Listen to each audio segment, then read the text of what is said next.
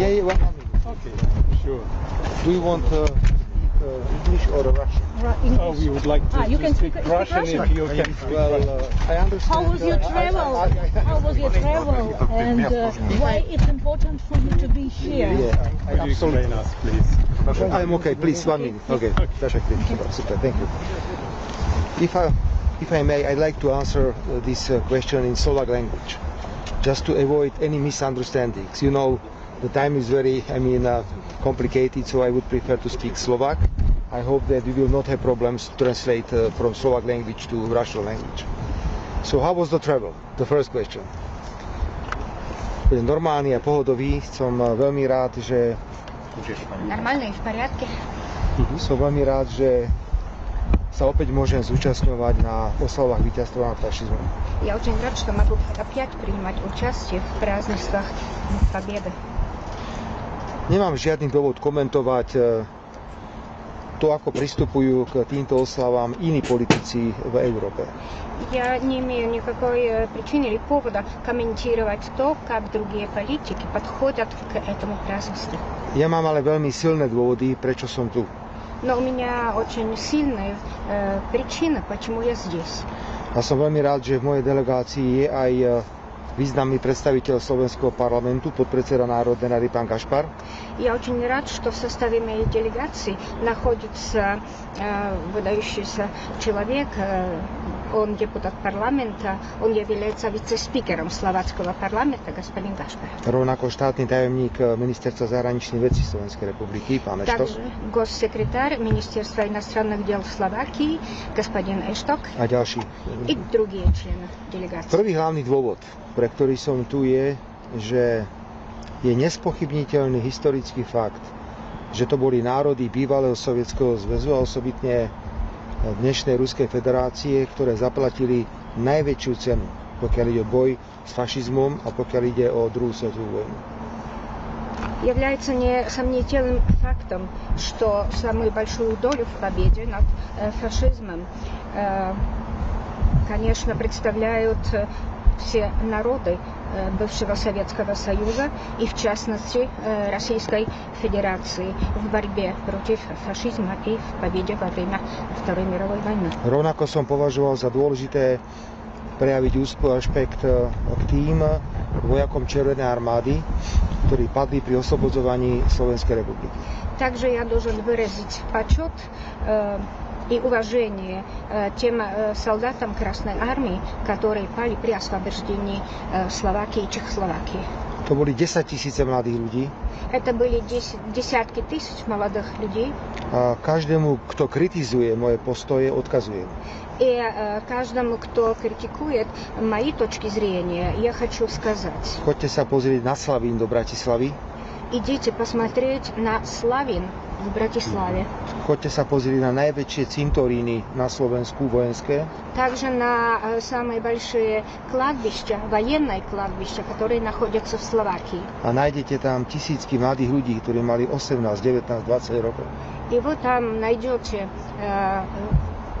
похоронят молодых людей, которым было по 18, 19, 20 лет. Bolo by popieraním histórie, a to ja nerobím, pokiaľ by sme neprejavovali úctu a rešpekt k obetiam, ktoré bývalý Sovietský zväz, Ruská federácia priniesli в boji proti fašizmu. Конечно, я не могу сказать или никаким образом отрицать все то, что принесли солдаты Советского Союза и Российской Федерации, и, конечно, мы обязательно выражать им уважение. Chcem prislúbiť, ako tu stojím, že vláda, ktorú vediem, bude naďalej prejavovať veľkú pozornosť ochrane a starostlivosti o vojenské cintoríny na Slovensku. И я могу дать обещание, что правительство Словакии будет, конечно, заботиться и ухаживать за могилами советских солдат, которые погибли и похоронены в Словакии. Napríklad teraz sme rekonštruovali jeden vojenský cintorín v Michalovciach. Например, недавно мы восстанавливали кладбище, военное кладбище в городе Михайловцы. A aj sa chystám navštíviť opätovne toto miesto. Я повторно собираюсь посетить это место. Poslednú vec, ktorú chcem povedať, je, že napriek tomu, aká je kritická a krízová atmosféra v Európe, Несмотря на то, насколько критическая обстановка и атмосфера в Европе, som politikom, ktorý uprednostňuje dialog pred silnými slovami. я являюсь политиком, который дает предпочтение диалогу, а не сильным словам. A mne záleží na normálnych priateľských a štandardných vzťahoch medzi Ruskou federáciou a Slovenskou republikou. И для меня важно, конечно, Záleží na dobrých хорошие дружественные отношения между Словакией и Je другими. tu aj niekoľko praktických problémov. Dúfam, že zajtra bude priestor s vašim pánom prezidentom Putinom o týchto témach hovoriť. Существуют и некоторые разногласия и проблемы, и я надеюсь, что завтра у нас будет возможность обсудить их вместе с вашим господином президентом. А с европейцами будут у вас проблемы из-за того, что вы сюда приехали? Как вы думаете? Буду проблемы, когда вы там уже Ja совсем пришли. som rozumel. Здорово. Rozumel som. V Európskej únii máte vždy nejaké čierne ovce, tzv. Black sheep of the family. A ja teda patrím do tohto stáda Black sheep of the family. Как он в такой роли? В Евросоюзе, конечно, бывают такие черные овцы, и я отношусь к этой стае. Hovorím to všade a preto nemám problém to povedať aj tu. Я это говорю везде, поэтому у меня нет проблемы сказать это и здесь. Ja som odporcom jediného povinného názoru. Я являюсь противником только одного единственного взгляда. Myslím si, že takýto prístup je veľmi nesprávny Я считаю, что такой подход очень неправильный. a vyslovujem často názory, ktoré nezodpovedajú tomuto jedinému správnemu politickému názoru, ktorý by sme mali zastávať. И я часто высказываю такие взгляды, которые не находятся в согласии с этим одним и единственным взглядом, который мы должны высказывать. А это не страшно? A niekedy sa bijem o historické fakty. Иногда я действительно воюю с историческими фактами. Pozrite sa, každý rok oslavujeme výročie Karpatsko-Duklianskej operácie. Ежегодно мы празднуем годовщину Карпатской операции. Je to 6. október 1944. Этот праздник отмечается 6 октября в связи с Jednoducho 1944 годом. nie je možné ignorovať hrôzy, Мы не можем игнорировать те ужасы, ktorými museli prejsť vojaci Červenej armády, которые испытывали солдаты Красной Армии, ale samozrejme aj vojaci prvého československého armádneho zboru, ktorý vznikol v Buzuluku. И также первого чехословацкого армейского корпуса, который был создан в Бузулуке. Ja nevyberám si nejaké čerešničky na torte Я не выбираю изюминки. a snažím sa prejavovať úctu ku každému, kto prispel k pádu fašizmu. Я уважаю всех, кто содействовал падению фашизма. My sa veľmi staráme napríklad o cintoríny rumunských vojakov na Slovensku. Мы также заботимся о кладбищах румынских солдат. Ja dokonca которые pôjdem aj do пали. Normandie v súvislosti s výročím otvorenia druhého frontu. Я также поеду в Нормандию, где будут отмечать открытие второго фронта. Ale každému, kto toto popiera, odporúčam, Каждому, кто старается отрицать все это, я рекомендую. aby navštívil jedno z posvetných miest, kde sú pochovaní hrdinovia druhej svetovej vojny. Посетите хотя бы одно такое священное место, где похоронены герои Второй мировой Včera войны. som bol v koncentračnom tábore Dachau v Nemecku. Вчера я посетил концлагерь Дахау в Германии. Mi bolo povedané, že ako náhle išlo o zajatca Červenej armády, tak bol popravený. Мне сказали, что как только дело касалось солдата Красной Армии, его просто убили. To je to tisíce poprav len v samotnom Это Dachau. было тысячи убийств в самом A концлагере ja Дахау. nevidím absolútne žiadny dôvod, aby sme tieto historické fakty popierali len kvôli tomu, že dnes máme takú situáciu, akú máme. И я просто не хочу, чтобы мы отрицали все эти факты только потому, что в настоящее время у нас вот именно такая остановка, как она есть. А как с Иногда новым кажется- венгерским правительством Извините. отношения выстраиваются? Иногда Как с новым кажется, что вы венгерским? единственный в Европе, который вообще такое говорит. Как вы к этому относитесь? Вы Но был один еще такой? Орбан. Один такой сейчас остались после того, как ушел Орбан? Lepší jeden ako nikto. Лучше хоть один, чем никто. Ja nemám dôvod ani v mojom veku, ani po všetkom, čo som prešiel, У меня нет никакого повода ввиду моего возраста и ввиду того, Aby что som menil názory. произошло со мной, чтобы менять взгляды. tu je história, ktorá sa nedá otočiť. Потому что существует история, которую нельзя перевернуть. A ja som ešte o to viac presvedčený v mojich názoroch, И я тем более убежден в моих взглядах. pretože pred 2 rokmi ma chceli zastreliť na Потому Slovensku. что 2 года тому назад меня хотели расстрелять в Словакии. A nie preto, že by som ukradol manželku niekomu, Не потому, чтобы я украл у кого-то супругу, ale kvôli mojim jasným stanoviskám a názorom, politickým názorom. а из-за того, что у меня такие политические взгляды. Preto verte mi, že Поэтому nemal поверьте som мне. absolútne žiadny problém sa rozhodnúť a prísť sem do Moskvy na tieto oslavy. У меня не было никакой проблемы принять решение и приехать сюда на эти празднества. A naopak teším sa, že budem mať zajtra aj určitý priestor hovoriť s pánom prezidentom Putinom, lebo tiež mu chcem postaviť nejaké otázky, som zvedavý, chcem aj odozdať nejaké odkazy, pretože viacerí európski politici sa zaujímali o túto cestu. И я очень рад, что завтра у меня будет возможность встретиться и поговорить с господином Что вы ему А с венграми сейчас Путиным. как? У меня будут определенные вопросы. Я, конечно, хочу передать ему определенные заветы. Последний вопрос нас уже просит. С венграми как отношения сейчас выстраиваются с новым правительством? Пожалуйста. S С правительstvom... новым Венгрия. мадярским владом.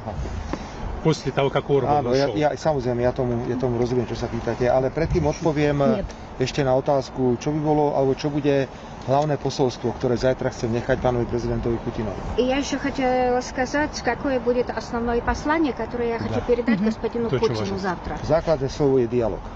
Основное слово – это диалог. Musíme hovoriť a stretávať sa. Мы должны встречаться и говорить. Ja вместе. som absolútny zástanca akejkoľvek podoby prímeria Я абсолютный сторонник любого вида перемирия. a myslím si, že je stokrát rozumnejšie viesť ten súboj za rokovacím stolom, Я считаю, что во 100 раз лучше сидеть за столом и вести переговоры. a chcem vysloviť presvedčenie, že sa blížime ku koncu. И я хочу выразить мое убеждение, что мы уже приближаемся к концу rusko-ukrajinského príbehu. российско-украинского.